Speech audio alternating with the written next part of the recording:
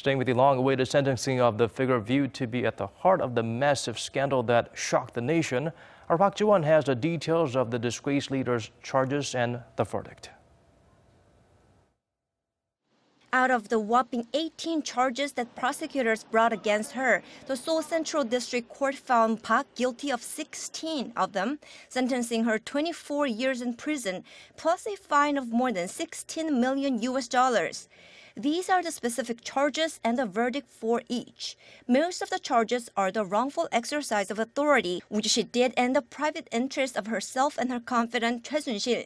She not only extorted donations from Korea's largest conglomerates to support the Mir and K-Sports foundations run by her friend Choi, she also pressured many of those conglomerates to hire contractors on unfair terms.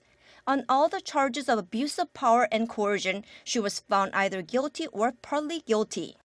She was also convicted of other charges related to the sports foundations, with the sums of money paid recognized as bribes. The money paid to support the equestrian career of Choi's daughter Jung Yoo-ra was also considered bribery. But in the case of donations from Samsung, in particular, an amount worth more than $20 million given to a winter sports talent center and the two foundations, Park was found not guilty of accepting bribes. That's because the court explained that to be considered bribery, there has to be a request made by the party paying the money, which it found there was not. The former president was also found guilty of attempted coercion by pressuring CJ Group to remove its former vice chair Lee Mi-kyung from her post and of leaking confidential documents from the presidential office.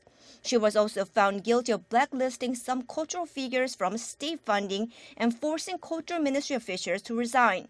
The ruling comes almost a year after she was first indicted last April 17th. Park, however, did not show up in court to learn her fate. In February, her confidant Choi Soon-sil was sentenced to 20 years in prison, a fine of some $16 million, and the forfeiture of some $6.8 million. Park Ji-won, Arirang News.